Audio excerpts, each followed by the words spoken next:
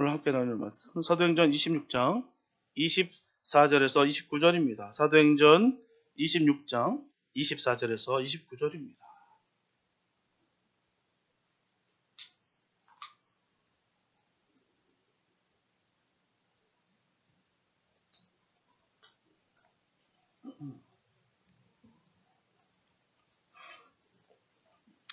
사도행전 26장 24절에서 29절 말씀입니다. 주님의 귀한 말씀 봉독해 올립니다. 바울이 이같이 변명하매 베스도가 크게 소리하여 가로되 바울아 네가 미쳤도다. 네 많은 학문이 너를 미치게 한다 하니 바울이 가로되 베스도 각하여 내가 미친 것이 아니요 참되고 정신 차린 말을 하나이다. 왕께서는 이 일을 아시기로 내가 왕께 담대히 말하노니 이 일에 하나라도 아시지 못함이 없는 줄 믿나이다. 이 일은 한편 구석에서 행한 것이 아니로소이다. 아그리빠 왕이여 선지자를 믿으시나이까? 믿으시는 줄을 아나이다. 아그리빠가 바울더러 이르되 네가 적은 말로 나를 권하여 그리스도인이 되게 하려 하는도다.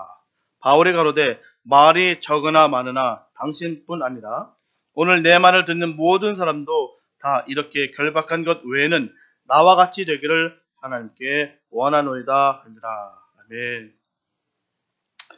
사도행전 26장은 바로 헤롯 아그리빠 앞에서 사도 바울이 자신을 변론하는 내용입니다. 예루살렘 성전에서 유대 군중들이 사도 바울을 즉시 잡아 죽이려 할 때 그들 앞에서 복음 증거와 자기 변론을 했었고요. 다시 공회가 모였을 때 그 앞에서도 당당히 복음을 증거했습니다. 그 사도 바울은 총독에게로 소환되었는데 벨릭스와 그 후임인 베스도 앞에서도 각각 복음을 증거하고 자기의 무죄를 분명히 주장했습니다. 그러던 중에 베스도는 사도 바울에게서 아무런 제목을 발견하지 못합니다. 샅샅이 다 뒤져봤는데 아무리 찾아봐도 제목이 나타나지 않는 것입니다. 그러나 유대인들의 환심을 사기 위해서 유대인들이 미워하는 이 사도 바울을 일단 감금해 두었어요. 아무 죄가 없는데도 불구하고 잡아두었다는 것입니다. 그러다가 마침내 유대 종교의 지식이 있는 아그리빠가 자기를 방문하게 되자 이 기회를 이용해서 사도 바울의 그 문제를 해결하고 아그리빠 앞에 사도 바울을 세운 것입니다. 그러므로 오늘 본문은 사도 바울의 5번째 변론에 해당됩니다. 이런 가운데 하나님은 가이사랴에 갇힌 사도 바울에게 더 다양하고 넓은 전도의 장을 열어주십니다. 비록 죄수의 몸으로 결박되어 있었지만 가이사랴의 성도들 사이에서 사도의 직무를 감당하였고요. 하나님이 기회를 주실 때마다 담대하게 복음을 선포했습니다. 이처럼 그는 복음을 언제나 전했습니다. 그가 주님을 만난 이후, 거듭난 이후 복음을 전하는 것을 멈춘 적이 단 한 번도 없습니다. 분명하게 누구나 상황을 생각하게 되면 절대로 전할 수가 없어요. 왜요? 반드시 안 되는 이유가 있을 것이기 때문입니다. 이래서 안 되고 저래서 안 됩니다. 핑계가 는다는 것이죠. 사도 바울은 복음 증거가 삶의 전부였어요. 언제라도 그는 복음을 증거했습니다. 오늘 본문 말씀을 통해서 사도 바울의 담대한 전도를 살펴봄으로써 복음 전도에 대한 우리의 자세를 다시 한번 살피는 시간이 되었으면 좋겠습니다. 첫째, 회개를 통해 복음을 받게 된다는 거예요. 호세아서 6장 1절과 2절에 보면 오라 우리가 여호와께로 돌아가자. 여호와께서 우리를 찢으셨으나 도로 낫게 하실 것이요 우리를 치셨으나 싸매어 주실 것입니다. 여호와께서 이틀 후에 우리를 살리시며 제3일에 우리를 일으키시리니 우리가 그 앞에서 살리라. 이처럼 인간을 찢으셨다가 낫게 하시고 치셨다가 싸매어 주시며 이틀 후 다시 말씀드리면 3일째 되는 날에 다시 살리시고 일으켜 세우신다라고 말씀하셨습니다. 이런 호세아의 이 예언은 1차적으로는 인간의 죄값을 대신 치르기 위해서 십자가의 제물로 찢어졌다가 3일 만에 다시 살아나신 바로 예수님에 대한 예시입니다. 그 다음으로는 우리 자신을 향한 하나님의 초청의 말씀이에요. 하나님께서 메시아로 보내신 예수님을 향해 누구든지 회개를 하고 돌아서기만 한다면 하나님께서 죄로 상한 그의 환부를 도려내신 다음에 친히 싸매 주셔서 3일 만에 다시 살아나신 예수 그리스도 안에서 새로운 피조물로 새롭게 일으켜 세워주신다고 한다는 귀한 초청입니다. 한마디로 말씀드리게 되면 누구든지 이 메시아신 예수 그리스도를 향해 돌아서기만 한다면 그의 옛사람은 온전히 죽고 3일 만에 다시 살아나신 예수님 안에서 새로운 삶이 시작된다는 말입니다. 얼마나 감사한지요. 돌이키게만 하게 되면 우리가 새 사람이 된다는 것입니다. 그 전에 죽었던 그들이 말이에요. 우리들이 말입니다. 사도 바울 역시 예수님의 그 부르심에 예수님을 향해 회개하여 돌아섬으로 말미암아 예수님을 부정하면서 교회를 짓밟았던 그 옛사람 바로 이 사울은 온전히 죽고 3일 만에 다시 살아나신 예수님 안에서의 사도 바울로 거듭났습니다. 이런 우리들의 삶의 모습이 얼마나 감사한지, 우리의 옛 과거를 생각해 볼 때 떳떳하게 드러날 사람이 누가 있겠습니까? 내 자신이 너무너무 잘 알아요. 그런데도 불구하고 그거 다 묻지 않으시고 주님께 돌아섰더니 주님께서 우리를 거듭나게 하셨다는 것입니다. 새 사람 되게 하셨다는 거예요. 얼마나 감사한지.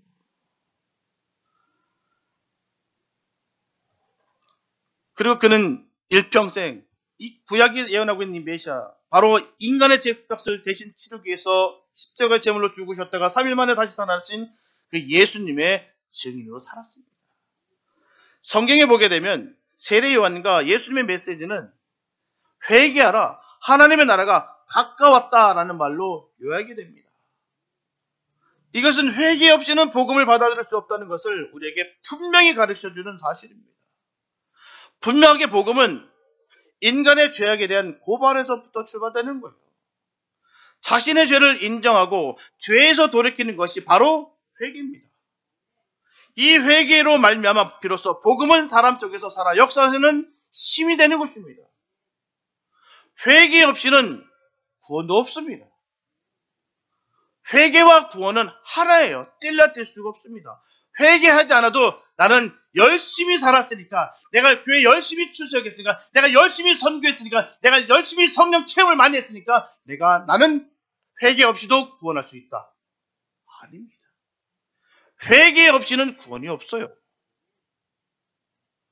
주님을 믿는다는 것은 회개를 통해 증거가 되는 것입니다. 느낌과 감각적으로 아니면 지식적으로는 절대로 믿을 수도 없고 구원을 얻을 수도 없습니다. 회개하고 주님을 믿어야 구원을 받을 수가 있어요. 다른 방법은 절대로 없습니다. 다른 방법이 있다고 하는 것이 속이는 거예요. 자기의 의와 율법으로 그리고 다른 사람의 정성과 노력으로 결단코 구원에 이를 수 없습니다. 회개와 거듭남과 구원은 개인적으로 스스로 이루어져야 되는 거예요. 그래서 세례 요한과 예수님뿐만 아니라 사도행전의 베드로와 바울의 설교도 항상 이 회개를 늘 촉구하고 있습니다. 회개하라는 거예요. 복음의 핵심 가치가 바로 여기 있습니다. 회개입니다. 우리는 회개함으로 말미암아 주님을 믿었고 주님을 믿음으로 말미암아 구원을 받았습니다. 믿으십니까? 우리는 그래서 믿음의 사람인 거예요. 그러면 회개를 촉구하지 않는 복음은 온전한 복음이 될 수가 없습니다. 그래서 사도 바울은 회개하고 회개에 합당한 일을 행하라고 늘 설교한 것이죠. 이렇게 회개는 반드시 그에 합당한 열매를 맺어야 됩니다. 그러므로 복음의 증거의 첫 번째는 반드시 회개라는 거예요. 회개해야 될 줄 믿습니다. 여기서 중요한 것은 복음 증거는 자기 자신의 말로 하는 것이 아니라 하나님 주시는 말씀으로 해야 된다는 것입니다. 사도 바울의 경우는 자기의 체험 속에 나타난 그 예수님의 말씀과 사도들의 그 신앙의 터전에 기초하여서 복음 증거를 한 것이 하늘에 보이시는 것을 거스르지 않은 방법이었다는 것이죠. 하나님께서 우리 보여주신 그대로 그는 전했다는 거예요. 오늘날 우리들의 경우도 성경이 증거하는 바로 그 복음을 증거하는 것이 합당한 복음 증거의 방법입니다. 우리는 본문에서 나타난 사도 바울의 설교에서 좋은 진리를 우리가 발견할 수가 있어요. 그에게서 보게 되면 그리스도의 순환과 죽음과 부활 및 그로 말미암은 인류의 죄사함과 하나님 나라의 완성을 선포하는 것이 복음 증거의 핵심이었어요. 그의 복음을 잘 추적해 보면 이게 다 들어가 있습니다. 다른 말 하는 적 없어요. 그래서 비교해 보면 복음서에 나타난 예수님의 메시지에는 하나님 나라가 강조되고 있다는 것입니다. 그러므로 예수의 부활 더불어 도래하고 완성되어 갈 하나님 나라라는 관점에서 우리는 복음을 증거해야 되는 것입니다. 이와 같이 복음 증거는 철저히 자기의 주장이나 명예를 위한 것이 아니라 주님에 대해 감사로 순종하는 마음에서 해야 하는 것이 너무나도 중요합니다. 뿐만 아니라 핵심을 정확하게 전달하는 것도 대단히 중요하다는 것이죠. 자신의 자랑과 명예가 섞여서는 안 됩니다. 있을 수가 없어요. 어설픈 지식과 자기 주관으로 성경을 해석하면 잘못된 길로 인도하게 된다는 것입니다. 아무튼 복음을 증거하는 일에는 많은 고난이 따릅니다. 인간은 본성적으로 하나님을 거부하고 미워하는 속성을 가지고 있어요. 성경은 바로 이 점을 분명히 고발하고 있습니다. 성경은 인간을 본질상 진노의 자녀로서 죄와 허물로 죽었던 존재로서 속에 도무지 선한 것이 없다라고 분명히 전하고 있습니다. 전도서 7장 20절에 보면 선을 행하고 죄를 범치 아니하는 의인은 세상에 아주 없느니라. 그래서 인간의 죄성이 복음을 싫어하고 거부하게까지 하는 거예요. 이것이 복음 전도자들이 환난과 핍박을 당하게 되는 그 이유입니다. 복음을 증거하려면 먼저 사람의 죄성과 사악함을 말해야 되는데요. 사람들은 자신이 죄인이라는 사실을 애써 부인하면서 죄인들이라고 말하는 복음 전도자를 오히려 핍박한다는 것입니다. 안타깝게도요, 믿음의 사람이라고 하면서도 불구하고 그런 경우가 얼마나 많은지 몰라요. 죄의 악이 꽉 차 있습니다. 독성이 꽉 차 있어요. 그런데 그걸 지적하게 되면 어떻게 나올까요? 부족합니다. 아니라고 합니다. 남들 탓합니다. 오히려 핍박하는 것에 서합니다. 그래서 반드시 말씀 그대로를 전해야 되는 거예요. 더하지도 빼지도 말아야 되는 것입니다. 비록 불편하게 된다는 때라도 똑바로 전해야 돼요. 복음은 바로 전하는 것입니다. 왜요? 영혼을 구원할 수만 있다면 희생은 각오해야 돼요. 그 영혼이 죽어가는 것을 뻔히 알고 있는데도 불구하고 전하지 않는다는 것은 불충인 것입니다. 사랑은 언제나 희생이 동반되게 돼 있어요. 희생 없는 사랑은 있을 수가 없습니다. 그건 사랑 아니에요. 희생도 아니고요. 순교자의 사명을 가져야 되는 것입니다. 그래서 복음 전도자에게는 인내가 필요한 거예요. 하나님과 복음을 거부하고 적대시하고 심지어 모욕까지 하는 사람들에게 하나님을 하나님 되게 하고 복음의 진리를 바로 깨닫게 하기 위해서는 많은 노력이 반드시 필요합니다. 내가 온전히 죽어야 할 수 있는 거예요. 복음을 듣는 자가 점점 자기의 죄인됨을 깨닫고 자복하여 회개할 때까지 계속적으로 끊임없이 복음의 선포와 설득이 이루어져야 된다는 것입니다. 끝까지 인내와 사랑으로 복음의 진리를 세워야 되는 거예요. 이것이 우리의 영적 전투입니다. 전쟁은 반드시 이겨야 됩니다. 그냥 하는 거 아니에요. 이기려고 전쟁하는 거겠죠. 지려고 하는 전쟁이 어디 있습니까? 수많은 고통이 따르게 되었어요. 진리를 선포할 때마다 얼마나 많은 핍박이 오는지도 모릅니다. 그러다 보니 쉬운 길을 가려고 해요. 적당히 섞으려고도 합니다. 안 돼요. 복음은 바로 전해야 됩니다. 죄는 죄라고 전해야 되는 것이고 진리는 진리라고 전해야 되는 것입니다. 그래서 저분들은 철저히 주님의 말씀을 붙잡고 주님 안에서 주님의 일들을 겸손과 인내와 용기로 잘 이루어 늘 승리만 있게 되시기를 예수님의 이름으로 축복합니다. 둘째, 전도자는 비방의 소리를 두려워하지 말아야 됩니다.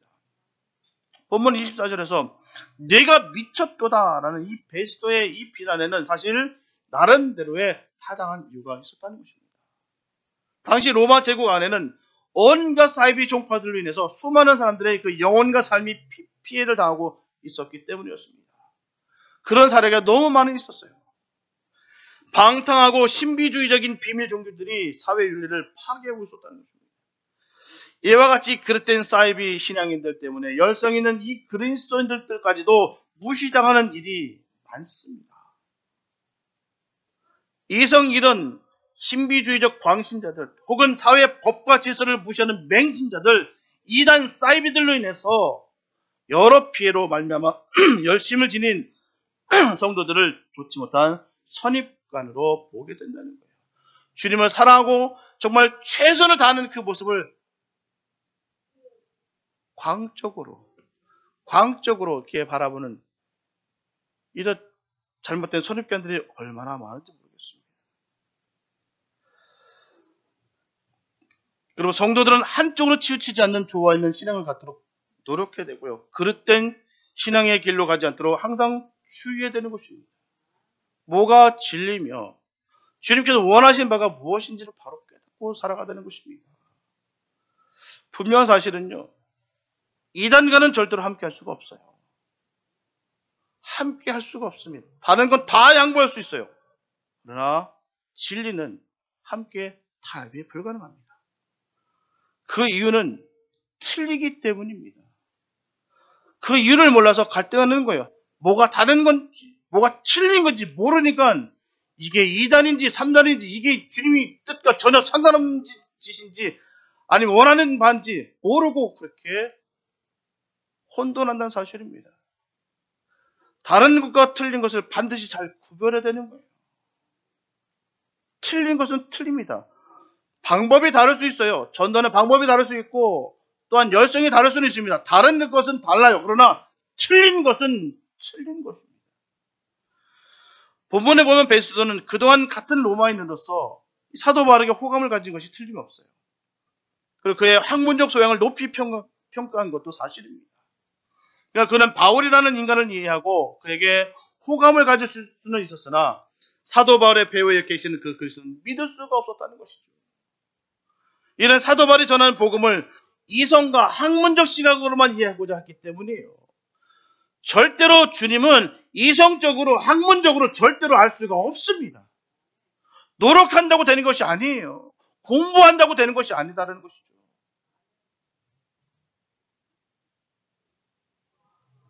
그런 것들을 통해서 그런 안목으로는 절대로 하나님을 볼 수가 없습니다. 하나님을 볼 수 있는 유일한 안목은 믿음의 안목이에요. 그래서 히브리서 11장 1절에서 히브리 기자는 믿음은 바라는 것들의 실상이요 보지 못하는 것들의 증거라고 했던 것이죠. 그래서 아무리 믿음이 곧 그 실체라고 믿는다 할지라도 말씀과 믿음을 뒷받침해줄 기본적 조건이 없다면 그래서 헛낱 허황된 공상에 지나지 않습니다. 분명하게 복음이 전달된다는 것은 사람의 능력과 힘으로 될 수 있는 일이 아니라는 거예요. 그런데도 불구하고 계속 전해야 되는 것은요, 반복되는 그 말씀 가운데 하나님께서 그의 믿음의 안목을 열어주신다는 거예요. 영안이 열려야 보입니다. 계시는 주님께서 열어주셔야 볼 수 있는 거예요. 비밀은요, 방법을 가르쳐주면 다 합니다. 마술사들 하는 방법들 가르쳐주면 사람들 다 알아요. 그러니까 이 계시는 주님께서 열어주셔야 볼 수 있는 거예요. 그래서 우리가 간절히 소망하는 거예요. 믿음의 사람들에게도, 아니 새신자에게도, 아니 아직 주님을 만나지 못한 그들에게 계속해서 주님의 말씀을 전하는 것입니다. 왜요? 주님 제발 좀 만나달라고. 제발 좀 그 영혼 좀 만나달라고. 그 영혼 만나주시면 인격적 만남을 통해서 변화되니까. 그래서 우리가 그토록 애쓰고 힘써서 말씀을 증거하는 것입니다. 학문을 전하는 것이 아니에요. 누누이 말씀드리지만 기독교는 종교가 아닙니다. 생명이에요. 종교적인 잣대로는 절대로 이 성경을 볼 수도 없으며 하나님을 알 수가 없어요. 생명 되시는 그 주님을 우리가 볼 수가 없다는 것입니다. 주님이 만나주셔야 되는 거예요. 우리를 만나주셨기에 얼마나 감사하죠. 이 은혜는 받아본 사람만이 합니다. 아무도 몰라요. 그래서 우리가 어떤 형편에 어떤 상황에 처했다 할지라도 우리가 감사하고 담대할 수 있는 이유는 거기 있는 거예요. 주님이 나와 함께 한다. 우리는 이 사실 때문에 주눅들지 않는 것입니다. 어느 곳에 있든 무엇을 하든 우리가 주눅들지 않는 이유는 거기 있는 거예요. 세상적인 잣대가 아닌 하나님의 기준에서 하나님 그 안에서 우리가 거하기에 우리가 담대할 수 있다는 것입니다. 주님께서 열어주셔야 볼 수 있는 거예요. 본문에 보게 되면 벳소가 크게 소리하라고 말씀하고 있습니다. 그렇다면 왜 그는 갑자기 소리를 질렀을까요? 그래서 사도 바울을 통하여 복음을 듣게 되자 그의 마음속에 양심의 갈등과 영혼자에 대한 그 본질적인 두려움이 생겼기 때문입니다. 그는 그것을 애써 외면하고자 사도 바울의 말을 막았다는 거예요. 전도서 3장 11절에 보게 되면 하나님의 모든 것을 지으시되 때를 따라 아름답게 하셨고 또 사람에게 영혼을 사모하는 마음을 주셨느니라. 그러나 하나님이 하시는 일에 시종을 사람으로 측량할 수 없게 하셨도다라고 말씀하고 있습니다. 이처럼 인간에게는 양심의 죄책은 잠재되어 있어요. 따라서 우리의 전도는 이런 양심을 일깨우는 것입니다.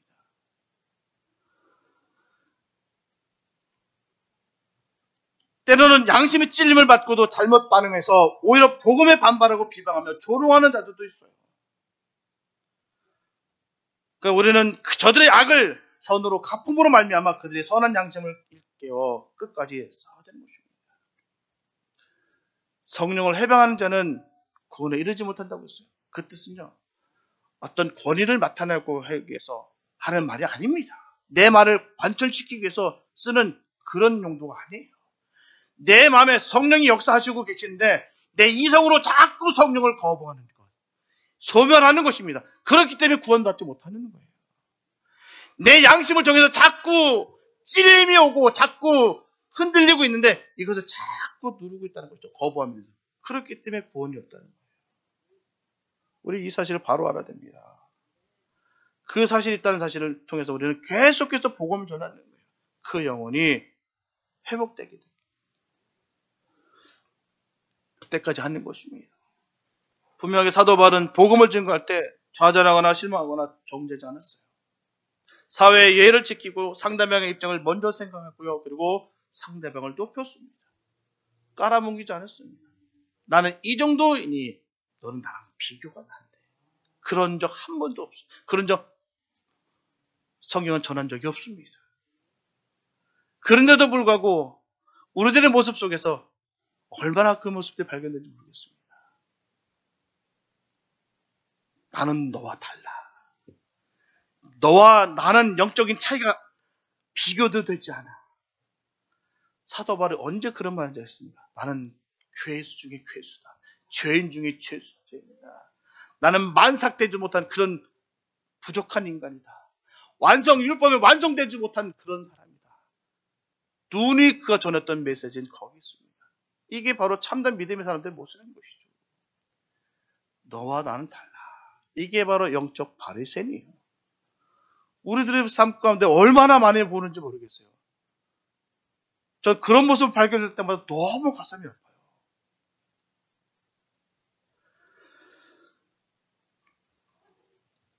고린도전서 4장 12절과 13절에서 사도 바울은 전합니다. 후욕을 당한 적 축복하고 핍박을 당한 적 참고 비방을 당한 적 권면하라 말씀하고 있습니다.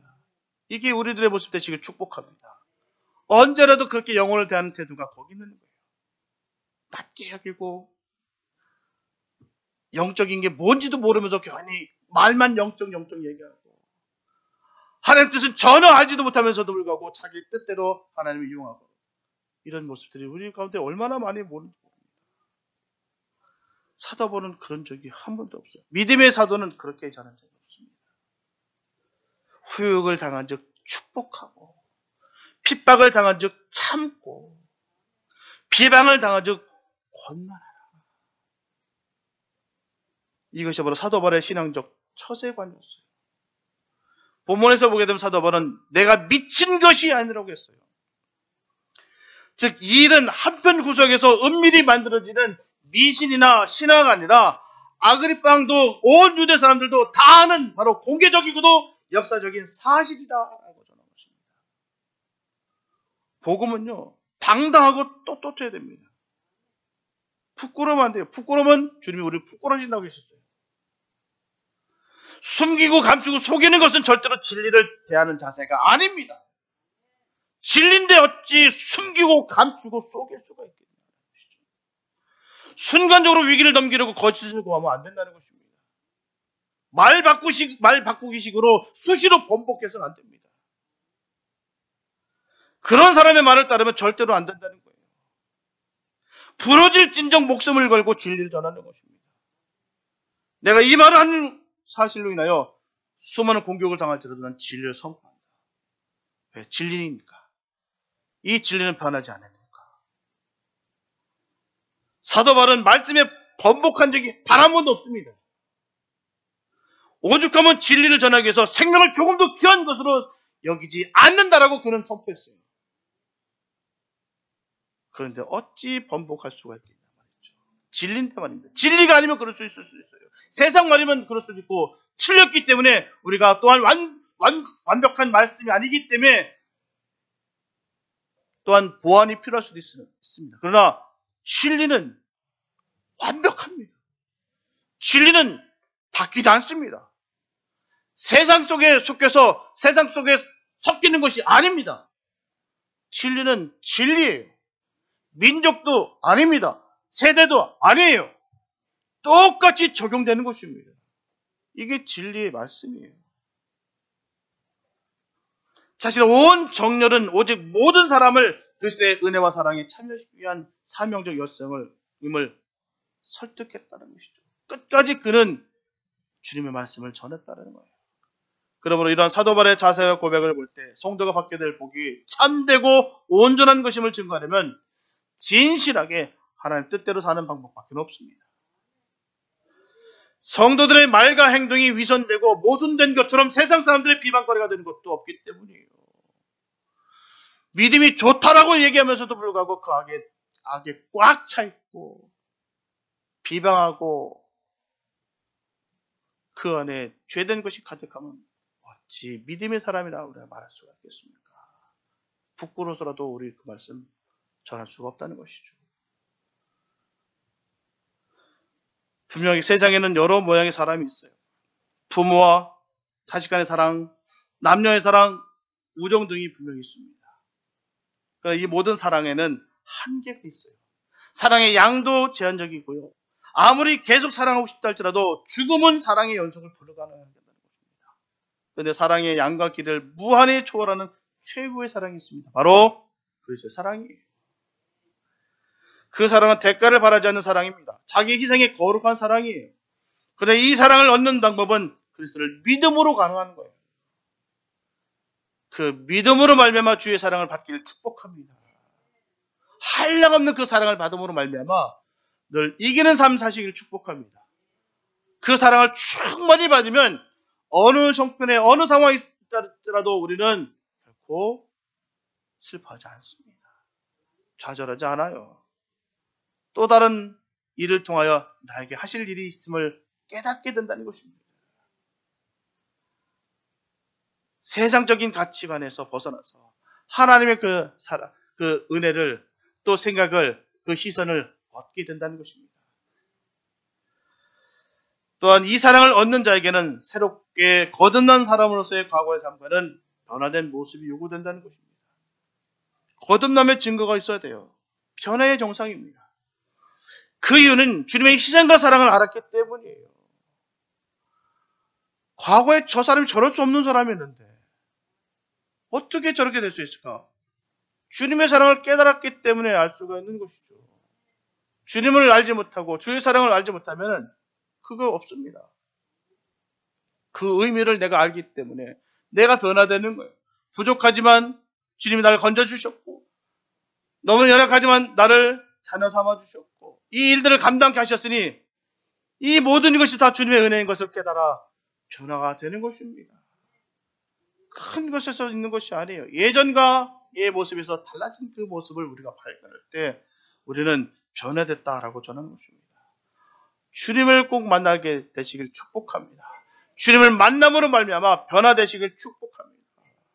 그게 거듭난 증거의 모습이에요.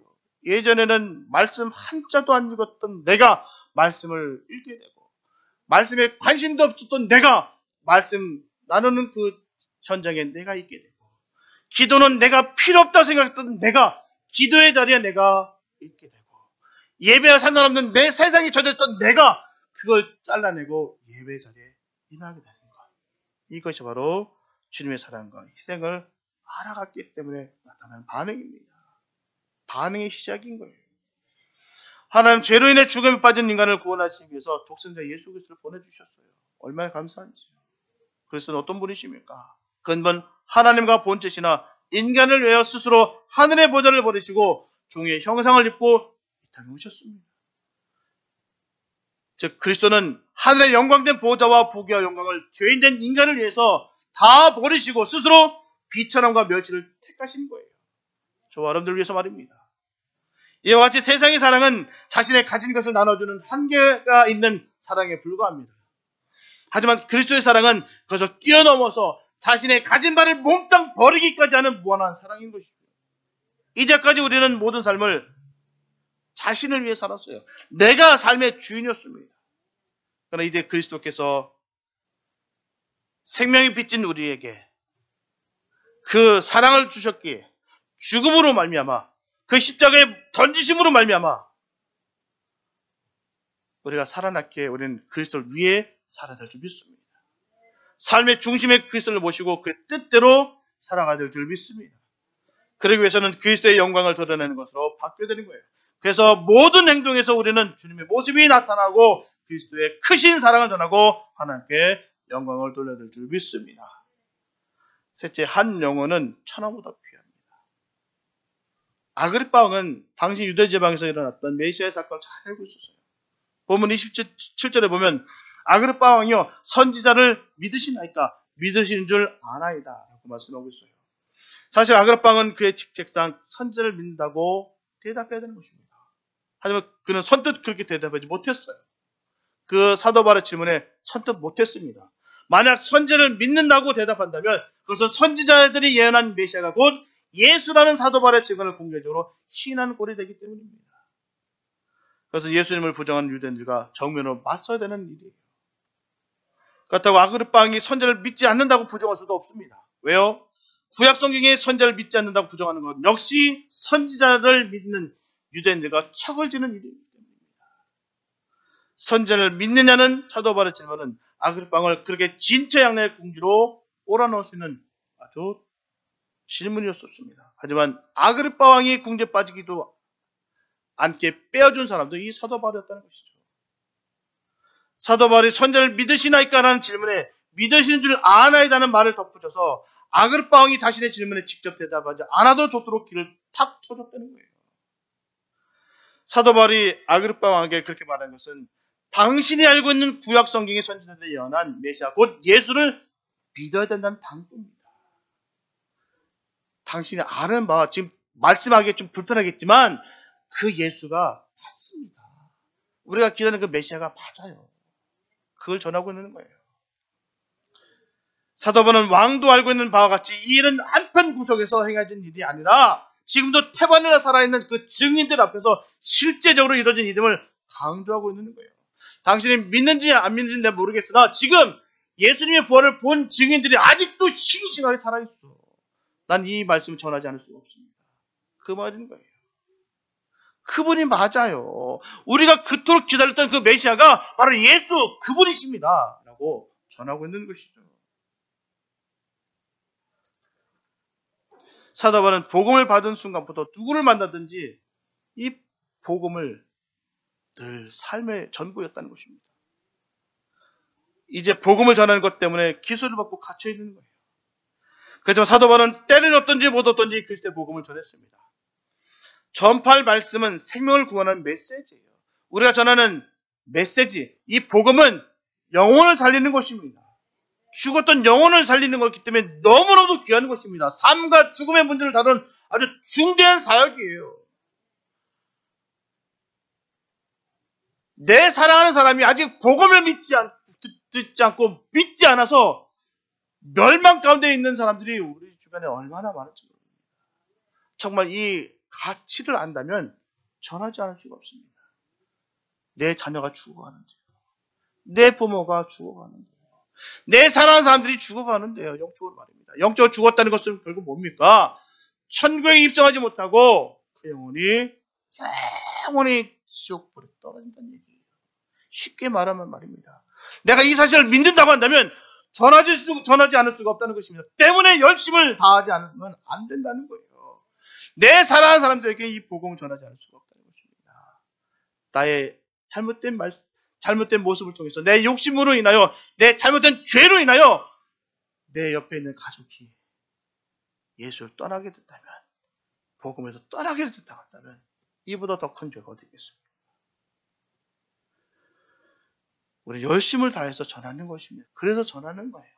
아무리 힘들고 핍박을 받고 곤욕을 당한다 할지라도 우리가 다 하는 거예요. 내 얼굴에 침을 뱉는다 할지라도 쓱 닦고 웃으면서 전할 수 있는 것입니다. 왜요? 영혼을 살리는 것이기 때문이에요. 때를 얻든지 못 얻든지, 곧 때가 좋든지 나쁘든지 항상 힘써야 될 일입니다. 지속적으로 열심을 다해야 될 일인 것이죠.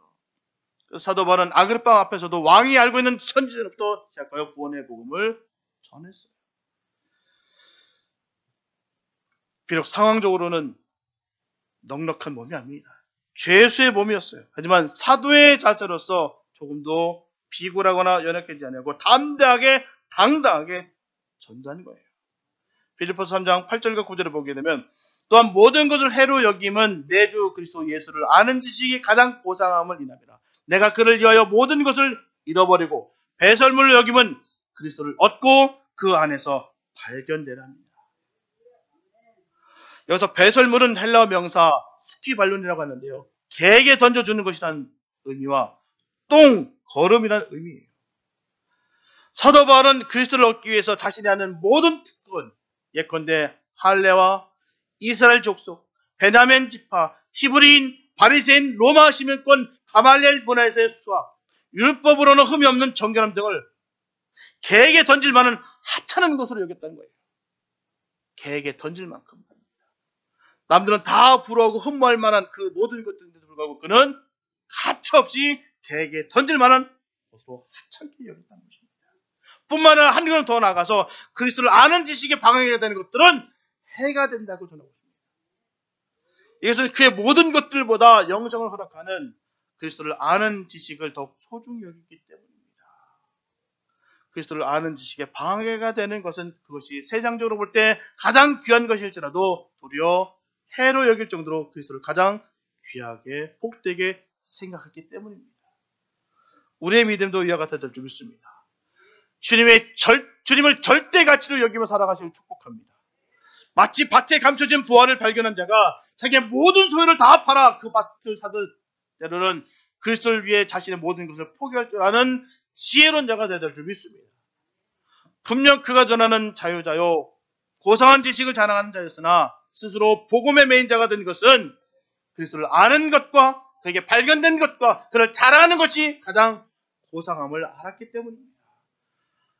주님밖에 없습니다. 예수 믿는 자들에게, 예수 믿는 사람들에게 절대 가치는 예수예요. 오직 예수입니다. 예수에 뭐가 있습니까? 예수에 다른 게 없습니다. 예수로 인하여 우리가 구원받았고, 예수로 말미암아 능력받고, 예수로 말미암아 우리가 영생하는 거예요. 그렇기 때문에 우리가 예수로 말미암아 부족함을 느끼지 말아야 되는 것입니다. 왜 부족함을 느낄까요? 왜 영적으로 늘 고갈됐다라고, 왜 채워진 게 없다라고 이렇게 절절매며 돌아다닐까요? 예수를 알지 못하기 때문입니다. 내 안에 계신 예수를 내가 하찮게 여겼기 때문에, 소홀히 여겼기 때문에 그러는 거예요. 내 안에 사시는 그분을 절대 가치로 여기고 있다면 우리는 외롭지 않습니다. 우리는 언제라도 우리는 감당할 수 있습니다. 크기와 숫자와의 싸움에 살 수가 없다는 것이죠. 주님과 함께 살기 때문입니다. 사도 바울은 가장 주님을 자랑했습니다. 가장 고상한 지식으로 그가 믿었다는 거예요. 이런 예수를 아는 지식이 사도 바울로 하여금 어느 상황이든 어느 자리이든 당당하게 복음을 전할 수 있게 된 것입니다. 우리도 그런 믿음 있게 되시길 축복합니다. 언제라도 주님이 가장 귀하신 분이심을 내가 깨달아 그 복음을 전하시는 자들 되시길 축복합니다. 그렇기 때문에 우리가 부끄러운 게 어디 있으며 우리가 눌릴 것이 뭐가 있습니다. 고린도후서 6장 10절과 12장 10절에 보게 되면 근심하는 자 같으나 항상 기뻐하고 가난한 자 같으나 많은 사람을 부유하게 하고 아무것도 없는 자 같으나 모든 것을 가진 자로다. 그러므로 내가 그리스도를 위하여 약한 것들과 능력과 궁핍과 핍박과 곤란을 기뻐하노니 이는 내가 약할 그때 곧 강함이니라. 이렇게 성도를 위한 하나님의 섭리는 참으로 역설적이에요. 그리스도를 위하여 약하고 매인 자만이 진정한 힘과 자유와 기쁨을 누릴 수 있기 때문입니다. 사도 바울은 비록 결박되어 있었지만 그리스도를 위하여 약하고 매인 자신이 복음 전파를 위한 일꾼 되었음을 확신하고 있었습니다. 그러므로 그는 자유로웠어요. 오히려 자유로운 자들을 격려하며 왕을 대할 때도 담대할 수 있었다는 것입니다. 그 담담이 있기를 축복합니다. 꿀릴 게 없어요. 뭐가 눌릴 게 있습니까? 하나님을 함께하는 우리가 뭐가 부족함이 있습니까? 부족함이 없어요. 주님과 늘 함께 하시기 바랍니다. 숫자와 크게서 아니에요. 우리가 맡겨준 것에 최선을 다하고 주님이 그 기뻐하는 일에 우리가 최선을 다하는 그 모습 속에 주님이 넘치는 복을 부어주십니다. 전 이 말씀을 믿습니다. 틀림없습니다. 주님이 기뻐하는 그 삶을 사시기 바랍니다.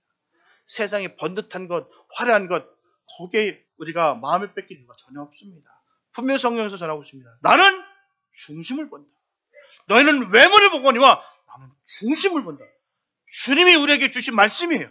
저는 이 말씀을 믿습니다. 중심이 우리가 주님께 있어야 되는 거예요.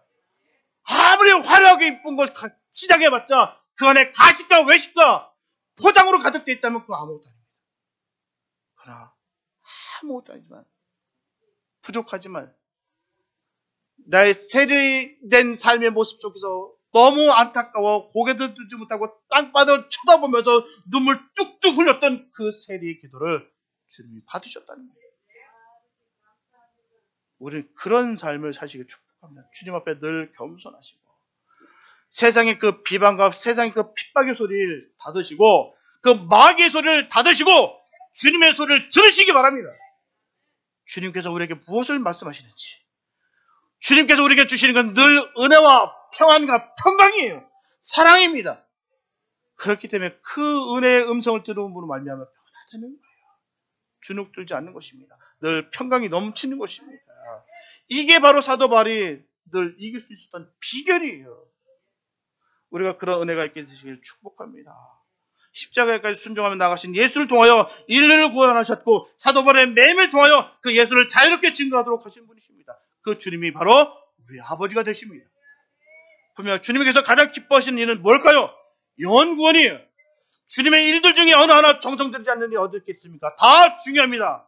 저마다 힘들고 어렵고 때로는 목숨까지라도 바쳐야 되는 그 상황이 있을 수 있습니다. 그러나 그 중에서도 영혼을 구하는 일은 그 어느 것보다도 값지고 귀합니다. 최선을 다해야 되는 것이에요.